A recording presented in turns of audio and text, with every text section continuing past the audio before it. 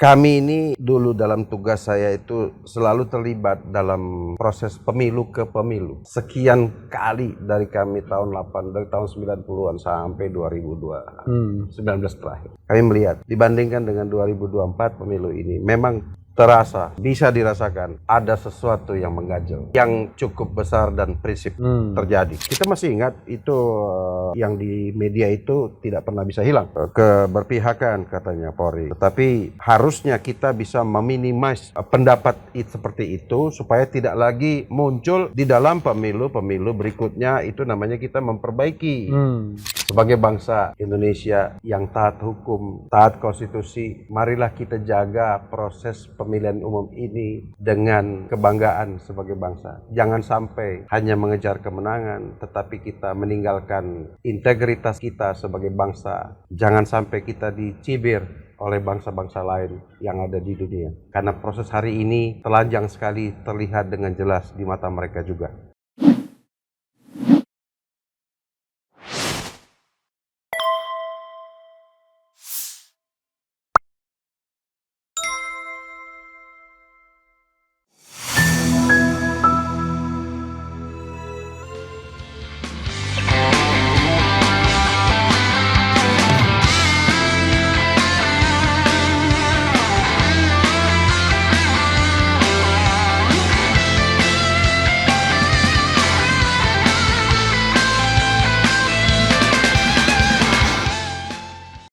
Assalamualaikum warahmatullahi wabarakatuh. Sobat RH sekalian, jumpa lagi kita di channel yang keren ini. Keren Cadas. Ya sobat RH sekalian, saya bersama orang yang paling berbahaya di Republik Indonesia ini ya. Karena asal daerahnya Ogan Komering Ulu, bukan ya? Lahat. Empat Lawang Sumatera Selatan ya, South Sumatera. Irjen Purnawirawan, baru saja Purnawirawan Napoleon Bonaparte per 1 Desember kemarin 2023 jadi Purnawirawan. Karena saya tahu kelahiran 26 November 1965. Karena itu dimajukan biasanya. Assalamualaikum warahmatullahi wabarakatuh. Waalaikumsalam warahmatullahi wabarakatuh. Kadang-kadang sehari-hari saya panggil Kando, tapi di sini saya panggil Jenderal ya. Nah, karena Jenderal itu pasti 4 itu Jenderal semua. Ada yang bintang 1, bintang 2, bintang 3, bintang 4 itu Jenderal semua. Dan kebetulan beliau bisa menikmati Jenderal bintang 2. Sebenarnya bintang 3, tapi hubungan internasionalnya terputus. Jenderal, ini Tamara ya, tamu malam Ramadan. Dan memang kita set malam-malam ya. Jadi kalau mudah-mudahan tidak hujan ya. Tadi hujan, tetapi begitu Jenderal datang takut hujan. Alhamdulillah ya Allah pertemuan ini. Alhamdulillah. Walaupun bintang tak ada ini kelihatannya, tapi sejuk ya. Jenderal ya, jadi ada 2 hal yang ingin saya dalami. Satu, kehidupan pribadi spiritual, luar biasa. Yang kedua, kehidupan profesional. Profesional ke depan juga kan. Nah, saya ingin memulai bulan Ramadan ini, Jenderal. Apa kesan Jenderal kalau datang bulan Ramadan ini yang terlintas? Bulan yang ditunggu-tunggu. Memang waktunya disinilah bisa menambah kualitas ibadah. Itu kita paham 11 bulan berlalu tentu banyak kekeliruan, salah, dan di sini waktunya kita untuk kembali. Semoga lahir kembali dalam fitrah. Luar biasa. Belum Lebaran, Jenderal. Ini baru malam kedua. Malam pertama. Malam pertama. Doanya begitu. Tapi Jenderal yang malam pertama ya? Malam pertama. Jadi sahabat era sekalian, Jenderal Napoleon ini menarik, pensiun 1 Desember dan free ya, sebagai manusia bebas, langsung bergabung, entah nyelinap. Mungkin dua-duanya. Di Timnas ya. Timnas dan FKP3 atau apa? FKP3. Jadi FKP3 itu Forum Komunikasi Purnawirawan TNI Polri untuk persatuan dan perubahan. Luar biasa. kalau nggak berulang-ulang nggak hafal gitu. FKP 3 ketua siapa? Sementara ini Marsikal Madya Syauqi. Oh beliau. Ya. Oh, oke. Jadi beliau yang koordinator ya. Koordinator. Kalau Bang Yos sama Jenderal Farol Rozi? Pembina. Pembina. Dan Oke. ya. Jenderal Farol Penasehat. Rozi ya? Ya. Oke, satu yang bintang 4 ya? Bintang 4. Ada Pak Yos di Ada. situ. Oke. Ini pertanyaan langsung saja Pak Jenderal. Kok tertarik gabung sama Anies? Ini mohon maaf nih. Iya. Kalau polisi-polisi itu, wah ini riskan ini kalau gabung dengan Anies. Kecuali kalau yang sudah kabel rusak. Iya. Nah, kabel rusak itu sudah lama pensiun ya kan? Iya. Kalau ini masih remaja pensiunnya, tiba-tiba bergabung sama Anies, kata orang Palembang itu nyari bala. Nyari bala. Silakan, Jenderal. Begini Bang Repli, Iya. kan itu hidup itu adalah pilihan. Oke. Jadi memang di antara 3 pilihan tuh kalau mau cara gampangnya di sana sudah banyak, di situ sudah banyak, kok di sini masih sedikit. Oke. Untuk adilnya kita isi di sinilah. Oke, luar biasa. Kebetulan ada senior saya juga di situ yang selama ini kami aktif berkomunikasi. Jadi pada waktu itu Dinda merapat, sebentar dulu Bang, apa visinya? Begini, kok cocok? Ya udah, gabung. Ya. Dan Jenderal juga kemudian ditunjuk sebagai, boleh ya diomongkan kan? Silakan. Sebagai salah seorang anggota Dewan Pakar di Partai Keadilan Sejahtera. Iya. Ini apa pula itu? Nah, itu pula itu. Soalnya bukan apa. Kalau kita bicara mengenai oposisi, Iya. itu partai yang paling mantap oposisinya. Itu cuma PKS. Jadi, yang lainnya mualaf. Baru mualaf oposisi ya kan. Kenapa pilih PKS? Dalam pertemuan kemarin terakhir di Pancoran itu, kita kumpul-kumpul, kebetulan dari senior-senior dari PKS datang mengajak kami. Ya kami kembali dulu, harus teliti sebelum bergabung. Cek ini cek itu, nampaknya komunikasi cukup panjang. Akhirnya ya sudah, kami ke sana dan kami dikomunikasi dengan Pak Sekjennya, kemudian Pak ini, akhirnya alhamdulillah bergabung. Oke. Kalau Dewan Pakar kami belum dilantik. Oke. Belum dilantik. Cuman diarahkan ke sana katanya, tetapi kami memang dari awal tuh bukan maksudnya atau niatnya mencari posisi ini dan itu. Yang penting di masa pensiun ini tetap bisa berkarya. Oke. Berkarya, bergabung bersama teman-teman yang lain untuk kemajuan kita semua. Oke, tapi usia 58 tuh masih muda Jenderal. Masih muda. Masih di bawah 60. Baru lewat sedikit, 59 aja belum. Iya. Itu. Yang 70-an masih pengen jadi presiden. 58 dekat ya. Itulah. Jadi yang orang kalau lihat nama jenderal ini, waduh, ini seperti jenderal Mozambik ini. Napoleon Bonaparte. Wah itu pasti orang tua 1789 itu pasti. Itulah. Revolusi Prancis. Orang tua saya itu profesinya dulu dia TNI Angkatan Laut. Oke. Dia ini sebagai pelaut juga sangat gemar sejarah, dan sejarah yang paling jadi favorit. Oh dia Angkatan Laut ya? Angkatan Laut. Saya tahu semuanya, Jalas Viva. Jayamahe. Justru di laut kita jaya. Dalam sejarah itu dia paling tertarik dengan sejarahnya Revolusi Prancis. Oke. Di situ melahirkan seorang jenderal yang menjadi kaisar terkenal. Oke. Napoleon. Maka kebetulan saya anak pertama laki-laki. Oke. Jadi pada waktu lahir nggak tedeng aling-aling, langsung memberi nama itu. Wih, luar biasa. Kalau waktu itu saya sudah bisa ngomong, tentu saya akan protes. Nolak. Terlalu berat. Karena belum bisa menangkal aja. Iya. Setelah dewasa, nama ini kadang membawa berkah, kadang juga membawa musibah. Oke. Berkahnya di mana, musibahnya di mana? Berkahnya kalau kita berbuat kebaikan, cepat orang tahu. Oh iya. Sebaliknya kalau berbuat keburukan, cepat juga orang tahu. Karena satu-satunya manusia di Indonesia namanya Napoleon Bonaparte. Apalagi kalau di luar negeri kan? Di luar negeri. Saya setiap kali misalnya dulu kerja di Interpol, Ya. setiap kali ada rapat di Lyon, itu mendarat di Charles de Gaulle Airport, selalu mendapat problem. Ya. Bukan problem sebetulnya. Imigrasi, lihat paspor, Langsung pay attention ya. panggil kawan-kawannya, kumpul. Ya. Saya pikir ada masalah, setelah ketok dia bilang, welcome home. Selamat datang. Pulang ke rumah. Pulang ke rumah. Ya, ya. Dan untung jenderal juga ya kan? Untung, alhamdulillah. Kalau- Alhamdulillah. Kalau cuma koprol mati Wah. kita. Napoleon Bonaparte tapi pangkat kopral. Kopral. Untung jenderal ya. Kita zigzag ya, Oke. jenderal ya. Jadi jenderal ini terus terang. Kita kan nggak mungkin lah merupakan sejarah. Jas merah, jangan sekali-sekali meninggalkan sejarah kan. Iya. Apalagi sejarah itu bagian dari kehidupan. Hmm.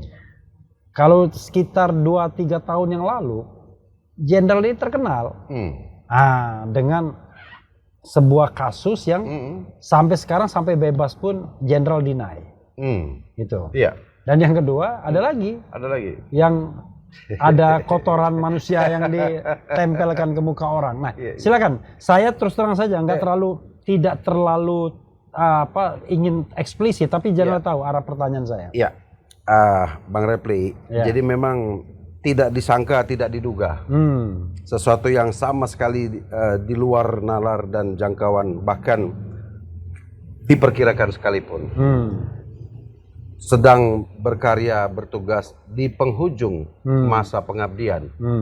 Waktu itu Kadif Fubinter ya, Kadif Militer. Kepala Divisi Hubungan Internasional. Polri. Pasti bahasa Inggris bagus itu. Alhamdulillah. Alhamdulillah. Ya. Jadi pada saat itu tidak disangka, tidak diduga, di antara kasus-kasus yang menyangkut red notice, Oke. dari ratusan bahkan ribuan red notice yang kami tangani, cukup lama kami di sana selama 5 tahun Oke. di sana, itu tidak disangka yang satu itu ternyata unik kasusnya. Gitu. Dia bukan kasus yang baru saja terjadi. Oke. Itu rupanya diawali dari suatu proses yang panjang dari tahun 1999. Oke. 1999 Jadi 21 sebelum Masehi, belum? 21 tahun sebelumnya itu. Tapi sebelum Masehi, Iya. Masehi aslinya. Oke. Banyak cerita di sana, tetapi pendek kata akhirnya kami didakwa dan disangkakan begitu. Ya seperti yang sudah publik lihat semua. Prosesnya, perjalanannya. Tetapi sampai hari ini saya jalani, saya semua ikuti karena saya sadar sebagai perwira Polri, penegak hukum, hukum itu harus saya patuhi terlebih dahulu sebelum diberlakukan kepada masyarakat. Jadi saya ingin menunjukkan kepada semua pihak, kalau ini perintah hukum, saya harus tunduk kepada hukum itu, walaupun saya juga punya hak untuk melakukan perlawanan hukum, pembelaan hukum. Oke. Pembelaan hukum saya belum selesai. Oh, masih PK. Saya belum mengajukan PK, Tetapi karena sistem hukum kita mengatakan putusan Mahkamah Agung itu berlaku inkrah, berkekuatan hukum tetap, ya. yang menjatuhkan hukuman tersebut, itu pun karena perintah hukum saya jalani. Berapa waktu itu? 3,5. Totalnya 2 tahun 8 bulan saya berada. yang dijalani ya? Yang dijalani, ya. 2/3 ya? Dengan potongan remisi dan semuanya, saya jalani semua. Dan sekaligus ini kesempatan yang baik saya sampaikan, sekalipun saya tidak pernah pulang ke rumah, apalagi ke hotel, seperti kata kebanyakan orang-orang yang menyangka dan menduga. Kita jalani dengan tanggung jawab semua hal itu. Walaupun secara hukum kita masih punya hak untuk mengajukan lagi pembelaan hukum di fase paling terakhir, PK. yaitu PK. Tapi PK rencana akan diajukan? Insya Allah. Insya Allah. Karena bukan soal bebas dan tidak bebas, Ya. tapi nama baik ya? Masalah itu masalah nama baik. Oke. Iya, iya, iya. Jenderal kan punya seorang perwira pertama ya? Perwira pertama polisi? Putra? Ada. Apa pangkat? Ibda. Ya? Ibda. Itu perwira pertama ya? Perwira pertama lulusan Akpol. Oke, Ya. jadi nama Batara ya? Nama Batara. Tanggapan apa waktu itu? Ya, itulah pada saat Saya membayangkan kan Iya. dia menjadikan dedinya sebagai pattern ya kan? Iya, iya. Tapi tiba-tiba ada Iya. terkait kasus seperti Iya. ini? Prosesnya itu, peristiwa itu terjadi tepat di hari dia dilantik sebagai perwira di Oke. tahun 2020. Ya, yang jelas Iya. masih COVID ya. COVID. Juli tanggal 14 dia dilantik sebagai perwira, dihadiri oleh presiden. Oh, 14 Juli itu kemerdekaan Prancis. Itu dia. Luar Betul kok, biasa. lebih hafal dari saya. Tanggal 15 media di media sosial, di TV semua meledak berita tentang Joko Chandra. Oke. Dan berkaitan dengan itu saya langsung dipanggil malam harinya dari Semarang, Ya. dipanggil dan untuk mengikuti pemeriksaan. Oke. Dan itu proses, Waktu itu Kapolrinya Idam Aziz ya? ya, Idam Aziz. iya, Oke. iya. Jadi akhirnya berjalan di bulan 10 Bareskrim memutuskan untuk melakukan penahanan kepada saya Di Mabes di Polri. Bareskrim. Oh, di Bareskrim. Iya. Bareskrim Mabes Polri. Bareskrim berarti ya? Polri, Polri ya. yang mana saat itu putra saya itu ditempatkan sebagai perwira di Bareskrim Polri. Jadi terpaksa dia habis tiap pulang kantor, Iya. habis pulang kantor menjelang isya begitu, Iya. besuk bapaknya. Dan itu pada saat itu bersama dengan Habib Rizik kalau nggak salah, Iya. Sahgan dan Nenggolan. Tidak lama berapa kemudian Habib Rizik masuk juga, kemudian ada teman-teman Sagonda Sahgan Nenggolan, dan Nenggolan. Anton Lesmana, Anton Permana. Ya, Kemudian satu lagi Jumhur Hidayat. Jomhur Hidayat masuk semua itu. Nah, dan kami ya bersosialisasi biasa. Oke. Dan dari situ ya mulai akrab ya. Ya kami kenal lebih dekat satu sama lain. Oke. Dan di dalam rutan Bareskrim itu tiba-tiba ada meledak kasus lain. Kasus yang terkait dengan KC. KC atau KC itu orang namanya? Dia itu namanya KC. KC. KC. Sebetulnya itu bukan namanya. Iya. Namanya nama Islami. Muhammad. Sebetulnya nama aslinya itu seingat saya Muhammad KC bin Sunet. Bapaknya Oke. Sunet. Oke. Itu dia KC tiba-tiba masuk ke sana, akhirnya membuat masalah baru. Tapi itu pun karena memang terjadi, kita siap dan akhirnya menerima segala tanggung jawab dari perbuatan itu. Ada tambahan hukuman ya? Dalam Ada kasus tambahan. KC itu berapa? Ada 2, kami divonis hakim tambahan 5,5 bulan. 5,5 bulan. Jadi 2,8 tahun itu sudah tambahan KC itu ya? Sudah. Sudah. Sorry, kan orang kan nggak ngerti detailnya. Ini mohon maaf, tidak mau mengungkit itu lagi. Ya. Itu kenapa tiba-tiba kok ada barang itu masuk ke muka dia? Kan dia ngomong apa gitu? Begini Bang Refli, Iya. ini kan kita tahu bahwa yang bersangkutan ini kan sebelumnya kurang lebih periode 2021, jadi selama 2 tahun tuh sibuk memasukkan berita-berita di podcast atau mungkin konten-konten di YouTube. Iya. Konten yang dia bikin sendiri. Konten yang dia buat sendiri, yang membuat umat Muslim marah. Iya. Karena yang menghina akidah Islam, Menghina Rasulullah, menghina Al-Quran dengan segala macam celotehannya. Nah ini cukup lama, kami hitung lebih dari 400 konten itu di YouTube itu ya, selalu di YouTube. Oke.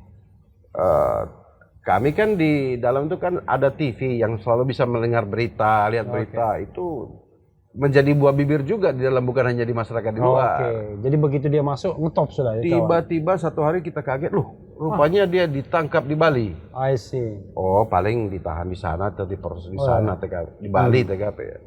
Tahu-tahu dilihat berita lagi dikirim ke Jakarta.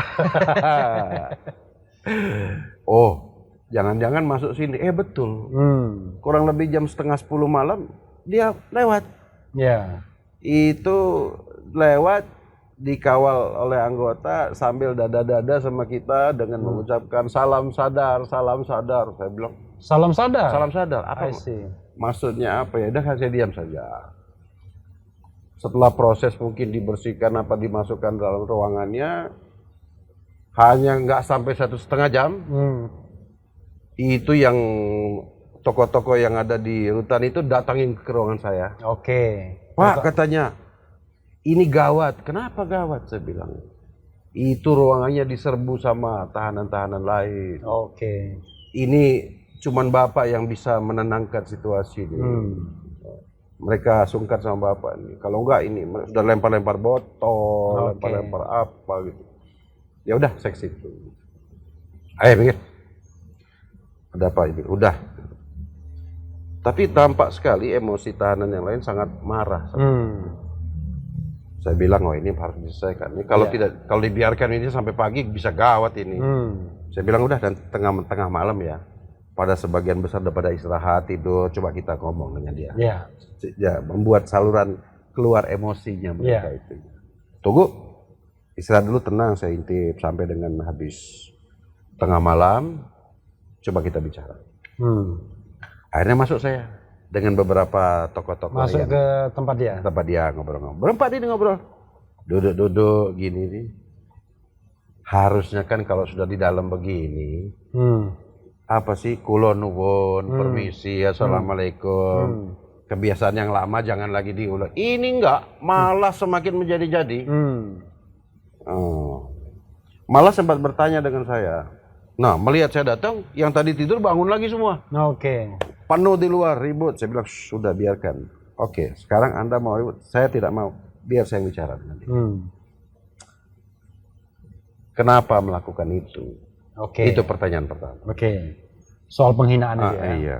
Dia malah balik bertanya, Bapak siapa? Oh, saya. Yang lain marah. Saya bilang, saya. Karena nama saya ini tidak ada bau-bau muslimnya.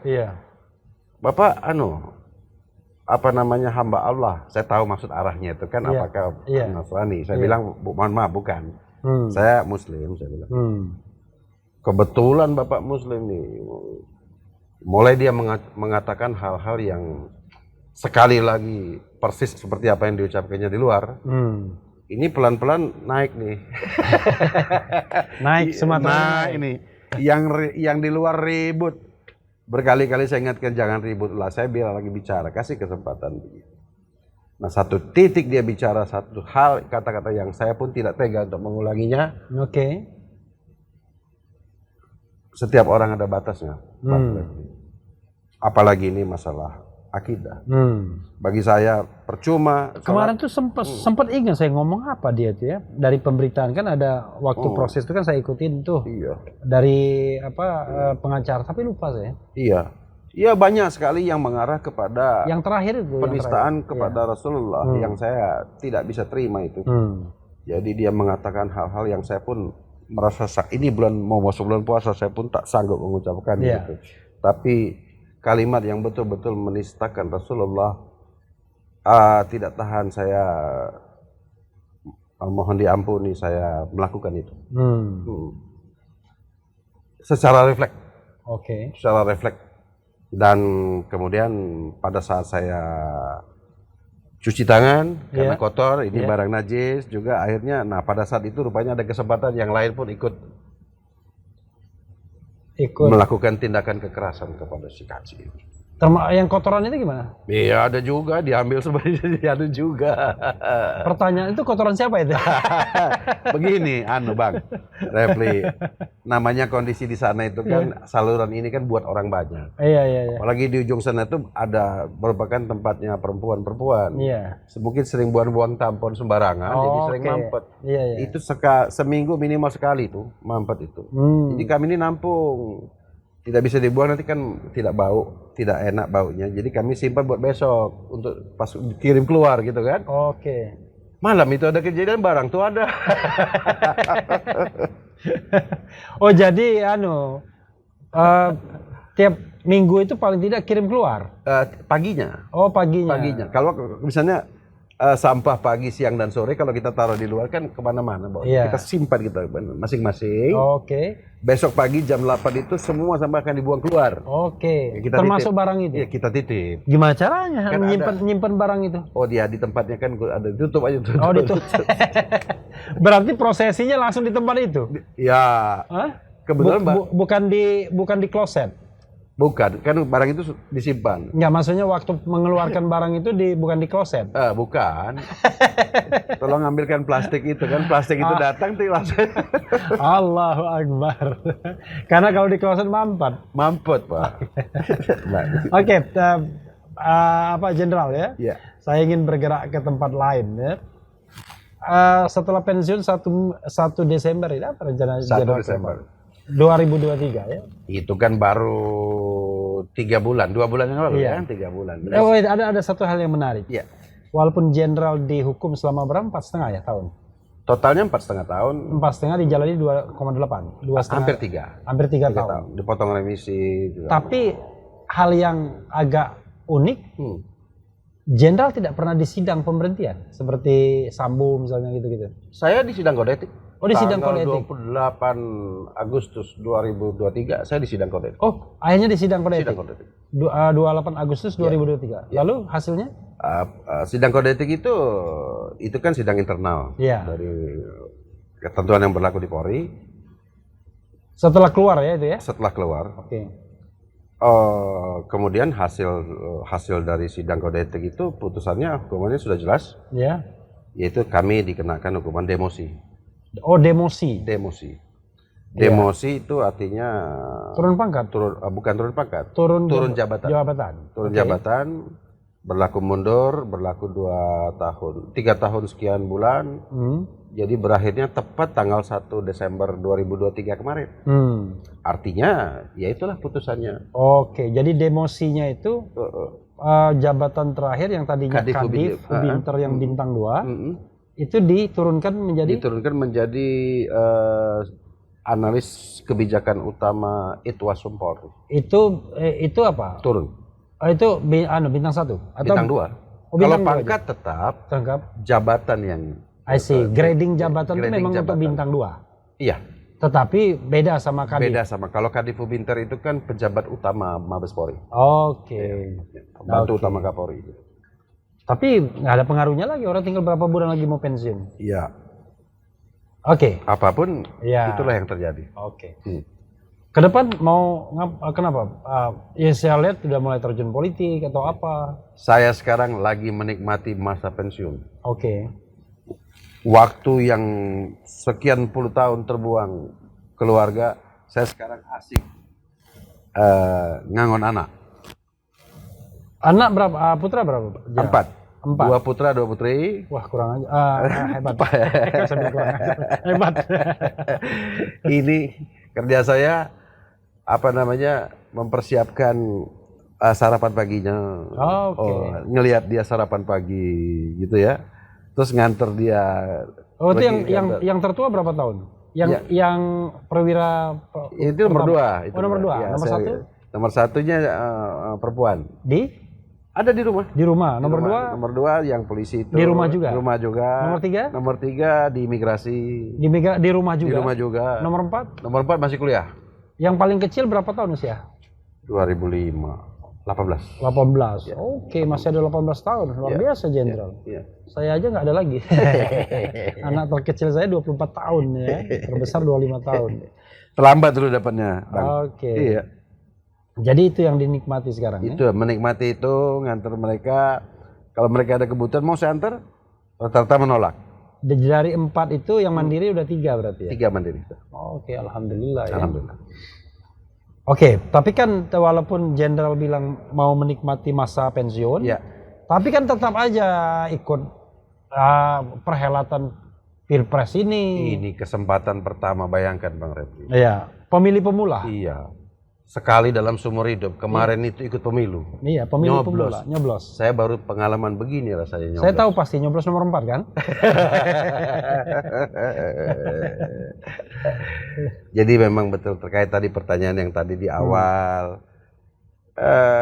Kita ini biasa sibuk, biasa kerja. Oke. Jadi walaupun tadi bilangnya mau menikmati pensiun sehari 2 hari, oke. Iya. Setelah berikutnya kata orang Nggak Jerman, betah. Arbeiten ist Leben katanya. Oke. Jadi kerja itu adalah hidup. Makanya Iya, iya. memang cari aktivitas. Iya, iya. Kebetulan senior-senior ngajak begitu, bergabung, tukar pikiran, ini segala macam, ya kita memberikan kontribusi, termasuk kemarin Di JIS itu di ya. JIS itu ya. Di JIS itu apa? Jenderal apa? Centengnya. Kami diminta oleh Timnas Amin untuk jadi kepala PAM objek di JIS itu dalam kampanye Akbar, baik ring 1 di dalam, ring 2 maupun ring 3 semua. Jadi objek-objek di situ? Iya. Oke, jadi PAM itu pengamanan dalam? Pengamanan, bukan hanya pengamanan, seluruhnya. Oh, seluruh. Jadi seluruh objek di situ? Seluruh objek yang ada di situ, termasuk tempat parkir bus-bus yang jauh dari JIS pala. Pokoknya yang penting kita 3 kilo jalan kaki. Lebih dari itu. Pak Anies sendiri jalannya kalau salah 4,5 kilo jalan kaki. Jadi itulah pertama kali kita jalan jauh-jauh kan. Untuk orang yang malas olahraga, itu kesempatan jalan di JIS kemarin. Tapi alhamdulillah sukses Bang. Iya. Aman. Dan paling tidak lagu Refli Harun dan Ogi 2 dinyanyikan. 2 kali ya? 2. Satu lagu Pemimpin Adil, satunya Anies Presiden. Iya, saya dengar tuh pagi-pagi tuh. Dan untungnya pagi-pagi dinyanyikan, diputar, tapi waktu live-nya itu persis setelah Anies pidato. Jadi masih banyak lah yang nonton. Iya, bahkan saya ada di situ. Wah, luar biasa ya. Mereka ada juga di situ, tapi di luar mereka. Di luar. Orang-orang luar semua mereka. Jenderal, oke. Ke depan apa yang mau dilakukan Jenderal? Ya. Karena, tapi gini, sebelum apa yang dilakukan ke depan, kalau lihat pemilu ini Jenderal, ya kan? Saya ini agak kurang ajar orangnya. Ini jangan-jangan gawe kawan Jenderal. Dari bahasa itu pun saya tahu arahnya kemana ini. Oke, pokoknya bagaimana persepsi Jenderal terhadap proses berpemilu ini? Entah Jenderal mau ngomong apa terhadap Korps atau terhadap pihak lain dan lain sebagainya, silakan. Saya minta Jenderal eksplorasi sebesar-besarnya soal pemilu ini. Sebelum saya tanya apa mau ke depannya nanti. Kami ini dulu dalam tugas saya itu selalu terlibat dalam proses pemilu ke pemilu. Sekian kali dari kami dari tahun 90-an sampai 2002, 19 terakhir. Kami melihat dibandingkan dengan 2024 pemilu ini memang terasa, bisa dirasakan ada sesuatu yang mengganjal. Yang cukup besar dan prinsip terjadi. Tetapi Bang Refli, bagi saya menilai itu, ini semua adalah proses politik. Proses politik. Begitulah kembang-kembang politik. Bagi para politikus itu sah-sah saja. Tetapi kembali kepada yang saya sampaikan ini terkait dengan profesi saya dahulu sebagai Polri. Polri seharusnya jangan sampai berpihak, memihak dalam konstelasi politik seperti ini. Artinya netralitas Polri itu sebetulnya adalah harga mati. Jadi saya klarifikasi nih Jenderal. Polri seharusnya tidak berpihak. Jati dirinya Polri itu netral, tidak boleh berpihak. Seharusnya tidak berpihak, tapi untuk 2024 dia berpihak. Kita lihat celotehan semua netizen di masyarakat semua ini kan mengarahnya kepada Polri nih. Salah satunya kepada Polri. Tentunya sebagai purnawirawan Polri, saya tidak bisa menerima itu. Tidak menerima kritikan orang atau tidak menerima perilaku junior, Jenderal? Kalau itu betul, ada keberpihakan, ini Polri harus dikoreksi. Wah, ini uang Sumatera Selatan namanya, jelas. Tidak ada main abu-abu. Harus dikoreksi. Mudah-mudahan itu tidak benar. Mudah-mudahan apa yang dikatakan publik tidak benar. Bahwa Polri itu memihak dan sebagainya. Gimana caranya bilang nggak benar? Iya. Kalau nggak benar, nggak begini hasilnya. Nggak ribut. Kan tak ada asap kalau tak ada api. Asapnya ini bukan asap kecil lagi. Ini udah membumbung besar kemana-mana. Terdengar bahkan saya sampai bertanya itu kepada putra saya. Saya bilang, kalian itu betul ada perintah untuk begini dan begitu. Dia bilang tidak tahu. Dia tidak pernah begitu. Ya, mungkin. Tapi bukan levelnya kan memang. Bukan di levelnya. Jadi saya bilang kalau itu terjadi harusnya tidak boleh. Karena Polri itu sejatinya siapapun pemimpin republik dia adalah loyal kepada pemerintahan yang sah. Jadi kalau dalam proses politiknya begitu Polri harus supaya bisa berdiri di tengah di setiap kelompok dan setiap ini. Dan bisa Artinya diterima. Polri akan terus diterima siapapun yang memenangkan pertarungan kalau Iya, dia netral. Iya. Kalau ini kan menimbulkan luka kan? Nah inilah peristiwa-peristiwa begini akan terulang. Dulu kita ingat Bang Repli, tahun 2019 pun hal itu pun sempat didera oleh Polri, Sempat mencuat. mencuat. Iya. 2019 pun sempat dikatakan pada kita masih ingat itu apa namanya yang di media itu tidak pernah bisa hilang. Iya. Keberpihakan katanya Polri. Tetapi harusnya kita bisa meminimais pendapat seperti itu supaya tidak lagi muncul di dalam pemilu berikutnya. Itu namanya kita memperbaiki. Tetapi kalau saya perhatikan dengan hari ini 2024 ini kok Semakin pendapat publik tentang sorotan ketidaknetralan Polri, keberpihakan dan sebagainya kok semakin besar. Oke. Ini apa sebetulnya yang terjadi, dan kalau memang itu terjadi harusnya tidak boleh dan harus dirubah. Sah-sah saja sebagai purnawirawan dan teman-teman senior-senior purnawirawan lagi tidak rela kalau Polri itu sampai bisa dipakai dalam konstelasi politik seperti begini. Karena itu di luar dari jati dirinya. Ya. Ya. Tapi begini Jenderal ya, kita kan, saya kan biasa juga mengkritik ya. Kalau kita lihat, terutama di masa pemerintahan Presiden Jokowi yang hampir 10 tahun ini, kan terkesan memang untuk jabatan-jabatan tertentu di Polri, apalagi kalau kita bicara yang bintang 4-nya kan, itu kan terlihat betul aroma politisasinya untuk mencapai ke situ. Jadi tidak cukup dengan prinsip meritokrasi, ya meritokrasi, tapi sepertinya politisasi jauh lebih tercium dibandingkan meritokrasi, profesionalisme. Memang begini Bang Repli, sistem di kepolisian kita kan agak sedikit unik dibanding dengan sistem kepolisian di negara-negara tetangga, negara-negara maju, Eropa, Amerika dan sebagainya. Bahwa di Indonesia ini Polri itu kan langsung di bawah presiden. Ya. Terutama dalam hal pengangkatan seorang Kapolri itu adalah kewenangan presiden. Prosesnya tetap lewat DPR, tetapi putusan terakhir karena dianggap Kapolri atau Polri adalah pembantu presiden, bagian dari eksekutif. Tetapi ambigunya Polri juga di satu sisi juga berperan di kaki lain, yaitu di dalam penegakan hukum. Oke. Kalau sebagai eksekutif penjaga Kamtipmas, sah-sah saja. Sah-sah saja. Tetapi Polri sebagai penegakan hukum ini kan berada di kaki sebelah juga dengan kekuasaan yudikatif. Polri merupakan bagian dari criminal justice system. Proses-proses penegakan hukum dari penyidikan, penuntutan, peradilan dan sebagainya. Dan di sinilah dua sisi yang dimiliki Polri. Sehingga ini sangat rawan untuk diintervensi atau jadi, dimanfaatkan.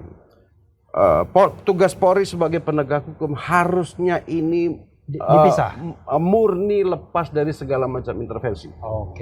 Jangan sampai penegakan hukum ini kemudian mendapatkan pesan-pesan sponsor untuk melakukan ini dan itu atas dasar rentang kendali di bawah eksekutif.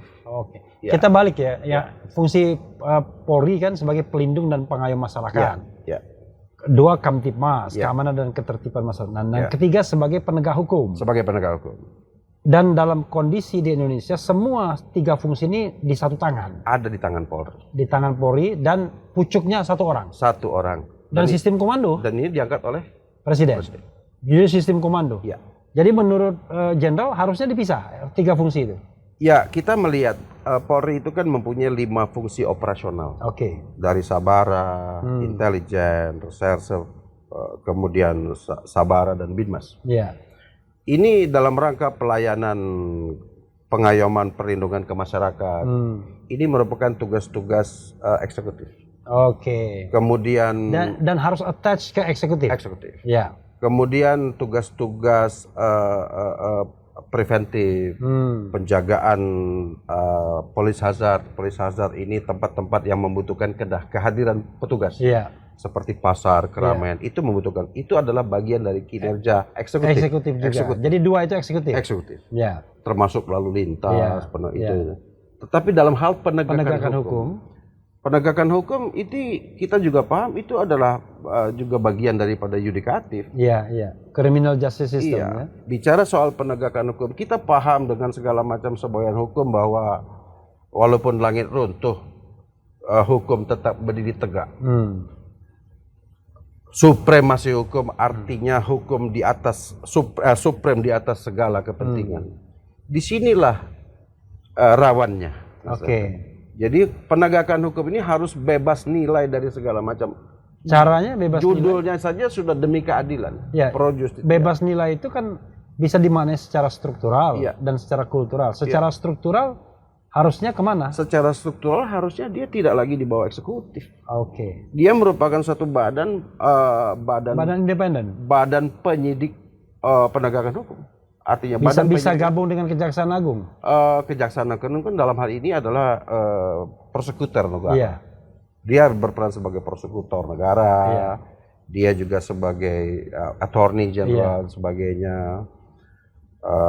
Ini tidak lepas dari sistem kita dulu bahwa polisi adalah hold magistrat, Iya. pembantu jaksa Iya, dalam hal itu. iya. Sekarang berubah dengan KUHP, itu proses penyidikan dilakukan oleh Polri, Penuntutan oleh penuntutan jaksa. jaksa dan persidangan. Itu kita sebut dengan criminal Criminal justice system. Jadi lembaga tersendiri mestinya. Ya seharusnya kalau kita mau profesional, kan banyak ahli mengatakan profesionalisme. Menurut saya kata kunci dari profesionalisme itu adalah spesialisasi. Oke. Tapi kalau kejaksaan tetap di bawah presiden, tetap presiden yang milihnya. Kalau kejaksaan silakan, itu urusan kamar lain, saya tidak punya komentar. Oke, ya itu Ya. kamar lain. Ya. Lalu polisi ini harusnya apa? State Auxiliary Agency, lembaga state independent body.